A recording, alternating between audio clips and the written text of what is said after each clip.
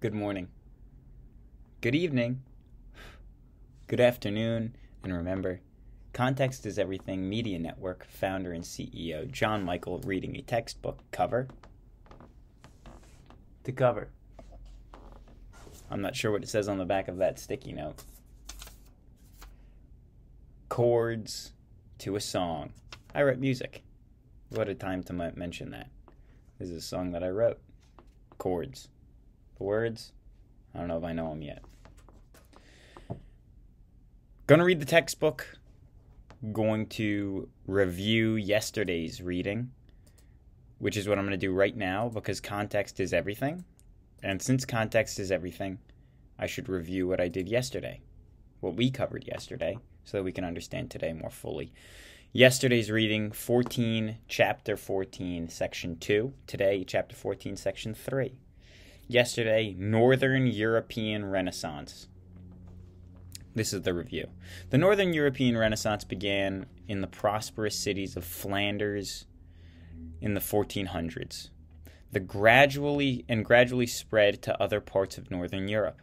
Artists like Albrecht Dürer and Jan and Hubert van Eyck helped to spread Italian Renaissance ideas through their art, while Peter Bruegel painted lively scenes of peasant life, and Peter Paul Rubens blended Flemish realism with classical themes. Until unlike Italy, Northern Europe experienced economic growth after 1450, which allowed for a cultural rebirth.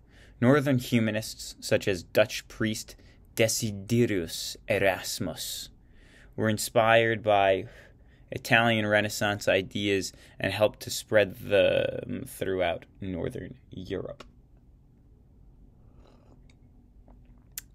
Northern humanists believed in education and the revival of ancient learning to bring about religious and moral reform. Dutch priest Desiderius Erasmus called for a translation of the Bible into the vernacular of the people so they could read it rather than it being in Latin, and pressed for reform in the church. Well, the translation is reform, I should say. Well, English humanist Thomas More described the ideal society in utopia. Thomas More, also a Catholic saint. Scholars like Erasmus and More wrote mostly in Latin, but in the growing middle class demanded new works in their vernacular, so they would eventually transition. François Rabelais wrote in French using characters in Gargantua and Pantagruel to offer opinions on serious subjects, like satire, a novel to give you stories about truth in today's day. Oh, a good episode of Kill Tony's on my sidebar this week. They had some good guests. Kill Tony, a good show if you are interested in live performance in any kind, in any way. It is educational. William Shakespeare wrote 37 plays between 1590 and 1613 that are still performed today. The man made 1,700 words up. 1,700. Maybe I'm forgetting that word, but they're going to say it right here. Shakespeare's works encompassed a wide range of genres, from comedies that poke fun at young love to tragedies that depict the downfall of individuals from their own weakness or external forces. His plays, including Romeo and Juliet and Macbeth, showcase the complexities of human emotion and experience. Shakespeare's literary legacy also includes the introduction of over 1,700 new words to the English language. The Renaissance in Spain produced Don Quixote by Miguel de Cervantes, a satirical novel that mocked chivalric romance. The advent of printing press in Europe, pioneered by Johannes Gutenberg, completed a complete edition of the Bible was printed in 1456. Revolutionized book production, distribution, made printing of books widely available, and leading to increased literacy rates and religious upheaval. Clunky reading there. Clunky reading. Another reason why I'm reading a textbook cover to cover is so that I can become a good out loud reader, which is something I've never been, even though I've been a teacher for 4 years. Now I want to become a good out loud reader and orator. So like pronouncing my words and not stumbling over words like I just did and slurring through words like I just did. Moving on. Chapter 14, Section 3. And I'm not going to be talking too much in between. We're going to just read. Setting the scene. The Protestant Reformation. These are the printing press religious upheaval that we were talking about. The vernacular translation of the Bible, religious upheaval we were talking about. The Protestant Reformation. Setting the scene. During the Renaissance, the church increasingly came under fire. Christians at all levels of society accused the clergy of corruption and worldliness. One peasant even compared the clergy to wicked wolves. He protested, instead of saving the souls of the dead and sending them to heaven, they gorge themselves at banquets after funerals. During the Middle Ages, the church had renewed itself from within. In the 1500s, though, new calls for reform unleashed forces that would shatter Christian unity. This movement is known as the Protestant Reformation. Abuses in the church still happening.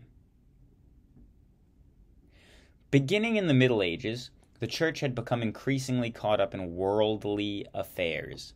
Popes competed with Italian princes for political power. They fought long wars to protect the papal states against invasions by secular rulers. They intrigued against powerful monarchs who tried to seize control of the church within their lands. Like other Renaissance rulers, popes maintained a lavish lifestyle. Popes were also patrons of the arts. They hired painters and sculptors to beautify their churches. To finance such projects, the church increased fees for services such as marriage and baptism. Some clergy also promoted the sale of indulgences. According to the church teachings, an indulgence was a lessening of time a soul would have to spend in purgatory, a place where souls too impure to go to heaven atone for their sins committed during their lifetimes in order to purify and go to heaven. By the late 1400s, and so selling indulgences is an immoral thing to do in terms of strict moral codes, because you're just giving people the option of don't live up to the Christian ideal. You don't have to, but if you pay the church indulgences, your soul will be clean and you'll be able to go to heaven, which is a very backwards way of viewing spirituality. And if I'm wrong, please correct me. I would be curious to hear how I'm wrong, because I'm willing to learn. By the late 1400s, however, indulgences could also be obtained in exchange for money and gifts to the church. Many Christians protested such practices, especially in Northern Europe. Christian humanists such as Erasmus urged a return to simple ways of early Christian church. They stressed Bible study and rejected what they saw as worldliness of the church. So the church wasn't all backwards, but the papacy, the hierarchy, generally as hierarchies go, was seeking self-serving means. That's generally how it goes, folks. And if I'm wrong, again, please convince me that I'm wrong. I'm open to learning. Luther's protest. Heading. In 1517, protests against church abuses erupted into full-scale revolt. The man who triggered the revolt was a German monk, a professor of theology named Martin Luther. As a young man, Luther prayed and fasted and tried to lead a holy life. Still, he believed he was doomed to eternal damnation. He also grew disillusioned with what he saw as church corruption and worldliness. At last, At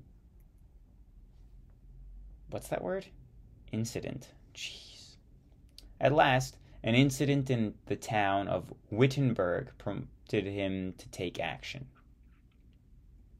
The 95 Theses. In 1517, a priest named John Tetzel set up a pulpit on the outskirts of Wittenberg. He offered indulgences to any Christian who contributed money for the rebuilding of the Cathedral of St. Peter in Rome. Tetzel claimed that purchase of the indulgence would assure entry into heaven, not only for the purchasers, but for their dead relatives as well. "Don't you hear the voices of your dead parents and their relatives crying out?" Tetzel demanded. To Luther, Tetzel's actions were a final outrage. He drew up the 95 Theses, or arguments against indulgences. Among other things, he argued that indulgences had no basis in the Bible, that the Pope had no authority to release souls from purgatory, and that Christians could be saved only through faith. In accordance with the customs of the time, he posted his list on the door of Wittenberg's All Saints Church. Luther versus the Church. New heading. Subheading. Almost overnight, copies of the 95 Theses were printed and distributed across Europe, where they stirred furious debate. The church called Luther to recant or give up his views. Luther refused. Instead, he developed even more radical new doctrines. Before the church would not reform itself, he wrote, it must be reformed by secular authorities. Secular meaning non-religious. In 1521, the Pope excommunicated Luther. So 4 years after his 95 Theses, he was excommunicated. Later that year, the new Roman Emperor, Charles V, summoned Luther to the Diet, or assembly of German princes at Worms. Luther went expecting to defend his writings. Instead, the emperor simply ordered him to give them up. Luther again refused to recant. "Unless I'm convicted by Scripture and plain reason, I do not accept the authority of popes and councils, for they have contradicted each other. I am captive of the word of God.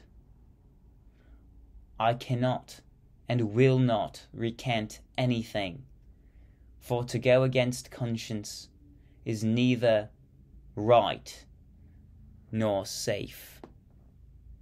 Martin Luther's speech before the Diet of Worms. Diet of Worms?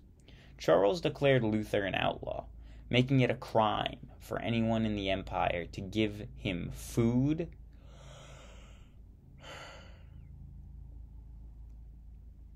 or shelter.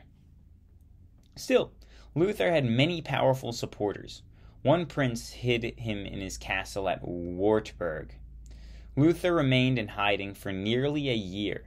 Throughout Germany, in the meantime, thousands hailed him as a hero. They accepted his teachings and, following his lead, renounced the authority of the Pope. Luther's teachings.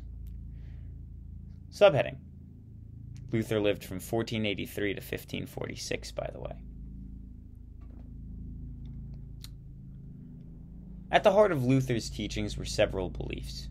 First, he rejected the Church's doctrines that good deeds were necessary for salvation. Instead, Luther argued that salvation was achieved through faith alone. Second, Luther upheld the Bible as the sole source of religious truth. The gospel supplies the word with the salvation of Jesus Christ, peace of conscience, and every blessing, Luther wrote. He denied other authorities such as the church councils or the Pope. Third, Luther rejected the idea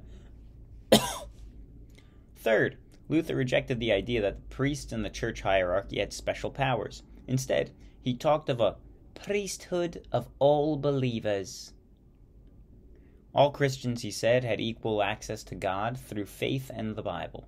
Luther translated the Bible into German vernacular so that ordinary people could study it by themselves.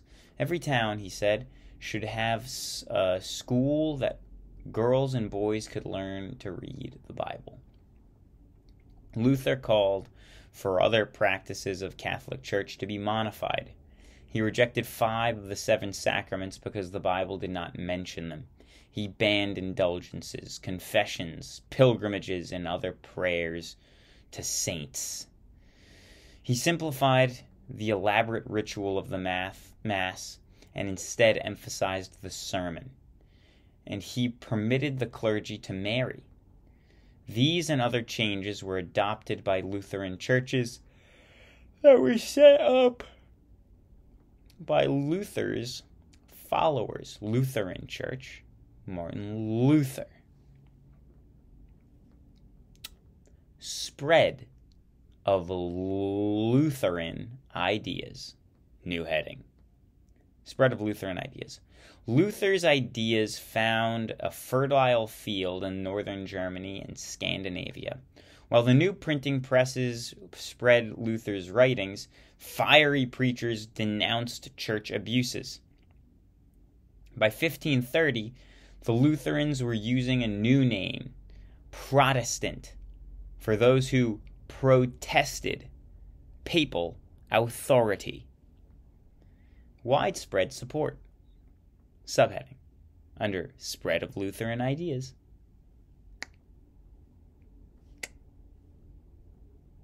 Why did Lutheranism win widespread support? Many clergy saw Luther's reform as the answer to church corruption. A number of German princes, however, embraced Lutheran beliefs for more selfish reasons. Some saw Lutheranism as a way to throw off the rule of both the Church and the Holy Roman Empire. The Holy Roman Empire, which was in the Germanic lands. Holy Roman Empire, which the emperor was original emperor, which was... Is that Redbeard? Barbarossa? Was he the first Roman Empire? I don't remember. But the Pope said, "You're the emperor." So they said, okay, we'll call it the Holy Roman Emperor, even though it was in the German region.